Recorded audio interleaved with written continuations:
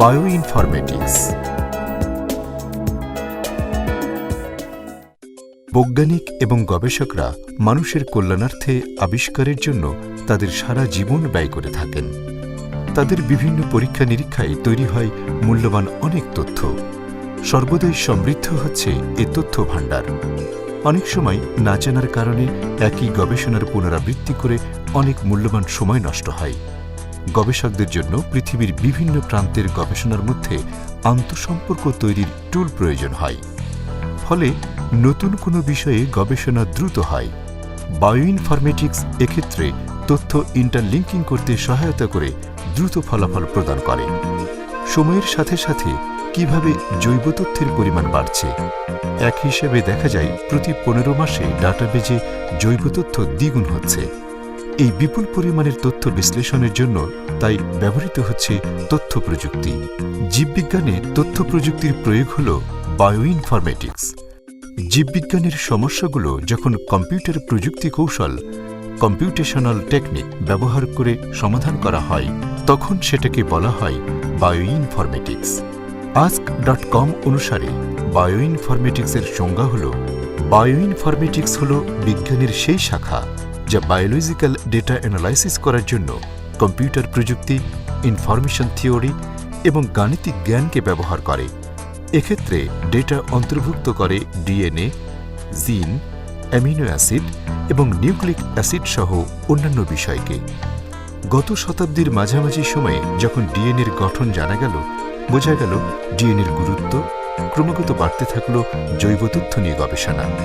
বিভিন্ন আধুনিক প্রযুক্তি যেমন ডিএনএ সিকোয়েন্সিংয়ের উদ্ভাবনের ফলে দ্রুত বাড়তে থাকল এই জৈব তথ্যের সমাহার। তাই জীববিজ্ঞানে বাড়তে থাকল গণকবিদ্যা বা কম্পিউটেশনাল টেকনিক, তথ্যবিদ্যা বা ইনফরমেটিক্সের প্রয়োজন। জন্ম নিল বায়োইনফরমেটিক্স। কম খরচে পরিবেশের কম ক্ষতি করে বেশি উৎপাদনের পদ্ধতি খুঁজে বের করার জন্য বিজ্ঞানীরা দ্বারস্থ হচ্ছেন বায়োটেকনোলজির। এখন পৃথিবীতে জয় জয়কার বায়োটেকনোলজির, জৈব প্রযুক্তির। উৎপাদন খাতে বায়োটেকনোলজি দুনিয়াকে নেতৃত্ব দেবে। বায়োইনফরমেটিক্স অনেক সময় কমিয়ে অর্থ সাশ্রয় করে। যেমন কোনো একটি ভাইরাসের বিরুদ্ধে পেপটাইড ভ্যাকসিন তৈরি করা হবে। এই ভাইরাসের জন্য হয়তো 100টি পেপটাইড সম্ভব। পেপটাইড হল অ্যামিনো অ্যাসিডের সরলরৈখিক সিকোয়েন্স, কিন্তু এদের মধ্যে হয়তো 2টি থেকে 5টি পেপটাইড ভ্যাকসিন হিসেবে কাজ করবে, বাকিরা করবে না। এখন এই 100টি এক্সপেরিমেন্ট ওয়েট ল্যাবে গবেষণাগারে বিভিন্ন রাসায়নিক রিএজেন্ট ব্যবহার করে পরীক্ষা করতে গেলে বিশাল খরচ, পরিশ্রম এবং সময় লাগবে। এক্ষেত্রে বায়োইনফরমেটিক্স সহায়তা করে। যখন জৈব তথ্য নিয়ে কম্পিউটারের মধ্যে গবেষণা করা হয়, তখন তাকে বলে ড্রাই ল্যাব। এখানে রিএজেন্ট, এক প্রকার রাসায়নিক বস্তু, প্রয়োজন হয় না। ড্রাই ল্যাবে বিজ্ঞানীরা তথ্য প্রযুক্তির সহায়তায় নানা ধরনের বিশ্লেষণ করে, ত্রিমাত্রিক মডেলিং, সিমুলেশন বিশ্লেষণ করে যারা কাজ করতে পারে, সম্ভাব্য এমন 10টা পেপটাইড বের করে আনতে পারেন। অতঃপর ওয়েট ল্যাবে 100টি পেপটাইড নিয়ে কাজ না করে এই 10টি মাত্র পেপটাইড নিয়ে কাজ করে কাঙ্ক্ষিত সফলতা পেতে পারেন। এভাবে বায়োইনফরমেটিক্স 10 গুণ কাজ, সময়, পরিশ্রম ও অর্থ কমিয়ে দেয়।